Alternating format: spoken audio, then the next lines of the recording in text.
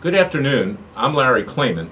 You know me as the founder of both Judicial Watch and now Freedom Watch. I'm also a former federal prosecutor with the U.S. Department of Justice. I helped break up AT&T as a young lawyer, and that obviously created benefits for the country, creating competition in telecommunications and lowering prices.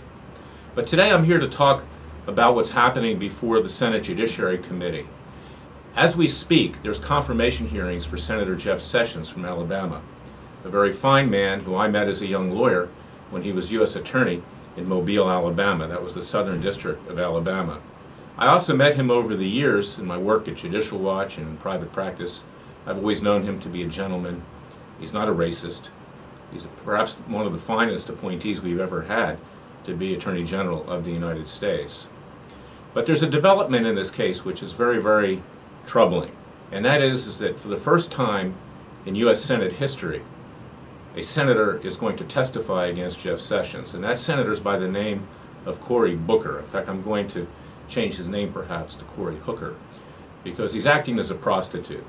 This is someone who views himself as the successor to Barack Obama. I have nothing against him with regard to his race. He is an African American, but he obviously sees himself and he sees an opportunity to brand Jeff Sessions a racist, to garner support among the same voting population that Barack Obama took advantage of. The thing about Cory Booker is that he's an opportunist. He's a very good speaker. He's very impressive when you listen to him. But down deep, he's someone who lacks ethical or moral courage. One of the things that he's done recently, in fact, he's even alienated the American Jewish community, and we talked about that yesterday with the divide between conservative Jews and liberal Jews. But he's alienated them because he actually supported Barack Obama's outrageous nuclear deal with Iran, which threatens the existential existence of Israel. In addition to that, he's also supported leaders in the Muslim community that have close ties to the Muslim Brotherhood, in fact, Hamas as well. He's invited them to the State of the Union message of the President in 2016.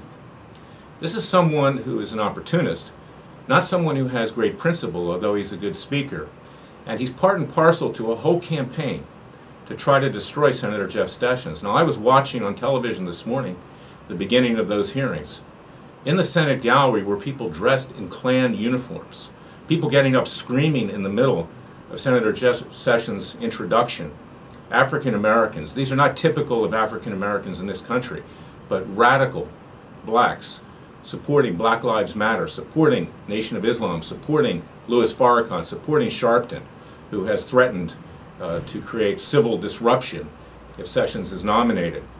These people are not here for justice. They're here to, number one, create division in this country, to try to destroy it, hoping that in 2020 someone like Booker will come in, or even Hillary Clinton again, and reshape this nation in the way they want it, as a socialist, atheist, anti-Israel, anti-Semitic, anti-Christian, anti-legal immigrant country.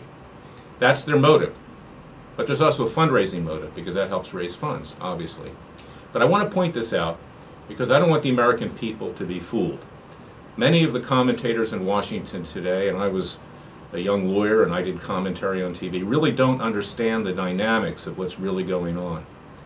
And as much as I love Fox News, and I think it's great, and I thank God that we have a Fox News, we need these YouTube presentations.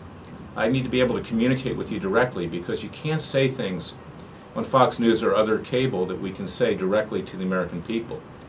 Donald Trump won the election because he talked plainly to the American people. He wasn't worried about political correctness. He wasn't worried about what cable network or major network he was going to get on. We need to tell the truth. And people like Cory Booker, people like Al Sharpton, people like Louis Farrakhan of the Nation of Islam, the leaders of Black Lives Matter, the leaders of New Black Panthers Party, people like Eric Holder, who whipped up this race war, as well as Loretta Lynch, the last two attorney generals, have done this country great destructive damage. And we need to be clear about it. And it's continuing today. We see it with police being killed every day. We see it with hate crimes, with even young kids beating up a retarded boy, forcing him like ISIS to distance himself from Donald Trump and others. This country has been divided. It has been, in fact, race pitted against each other, sex pitted against each other. This is all the intent of the ultra-left here, financed by George Soros, ironically a self-hating Jew who collaborated with the Nazis, helped the Nazis take property from Jews that were going to be executed in concentration camps. That's not even in dispute. This is the motivation of people like Cory Booker and the others I've just mentioned. So don't be fooled when you watch the confirmation hearings. Jeff Sessions is not a racist. He's a good man, but he's being used as the whipping boy for this agenda by the ultra-left and by these radical black Muslim separatists that want to destroy this country along with others. They're not to be singled out. So please, be alert, understand what's going on, defend the Constitution of the United States, defend a good man like Jeff Sessions. I want to thank you for listening to me. God bless you, God bless your country, and God bless the entire free world, which depends on the United States. Thank you for listening to me.